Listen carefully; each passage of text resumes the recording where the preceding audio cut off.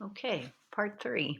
So the energies of these photons of light had to be explained in some way. How were they generated? So if they could be in some way quantified, then they had to have some model to describe how the photons were being generated. And so it's the Bohr model of the atom. Actually, the model of the hydrogen atom is the simplest model to describe it. And so what Bohr proposed was that um, electrons emit photons of light when they are transferred to higher energy levels. They'll remain in those higher energy levels for a very brief moment, and then they'll return back to the position that they came from. And when they return, that's when there's a release of the energy or release of the photon, whose energy can be measured. And so these transitions between energy levels, n equals 1, n equals 2, n equals 3 describes the different energy levels. So it's those transitions between these discrete energy levels that produce a quantified amount of energy. And so the equation that Bohr proposed was here, or is here.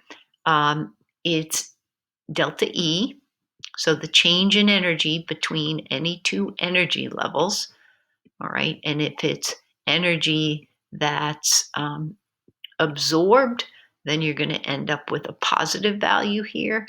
And if it's energy that's released, you're going to end up with a negative energy. So it's the return to ground state that, or to a lower energy level, that would result in a negative energy, that is the emission of energy, and it would be the absorption of energy moving from a lower energy level to a higher energy level, where you would end with a positive value of delta E.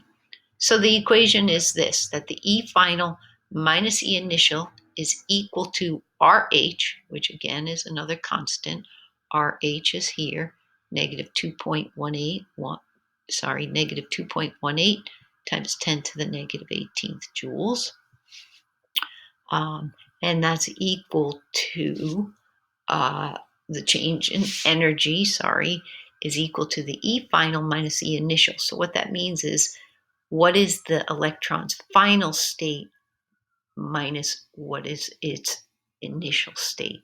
And the way that we calculate that change in energy is by taking that constant, R sub h, and multiplying by 1 over nf squared minus 1 over ni squared, where nf is the final state of the electron and ni is the initial state of the electron. So, for instance, if I were to make this calculation with this example that I have here, let's say that I were absorbing energy to move from this low energy level out to energy level 3, then it would be 1 over 3 squared minus 1 over 1 squared.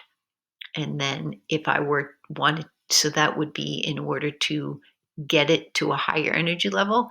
And when I do this calculation, it should end up with a positive value. But if I were calculating it going the other way, then I would use 1 over f squared. The final value, then, if it were going in the opposite direction, would be n equals 1. And then the initial would be n equals 3.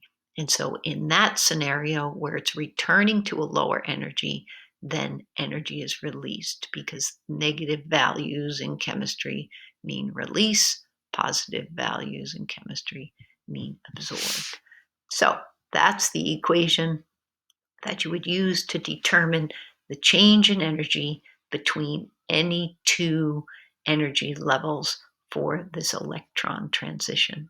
And there's a really good video that I posted on the helpful video link that you should definitely take a look at.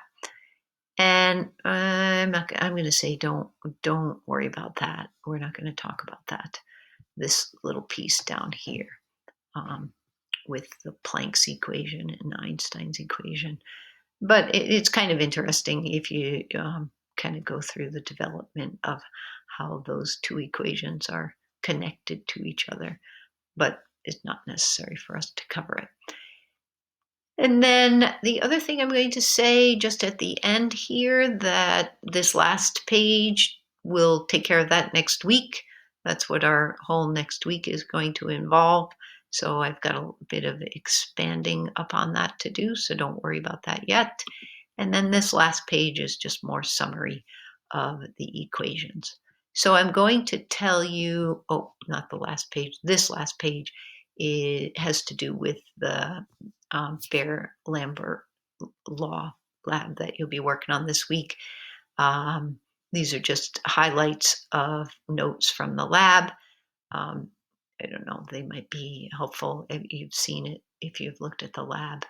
And then also I'm going to say the videos that I posted with the lab are excellent to give you some background for the context of that lab. And then I'm going to say it one more time. Make sure you watch those other videos that I posted on the link, because they kind of summarize all the things that I talked about today. And I think it will help you a lot with the problem set. So see you next weekend. Good luck.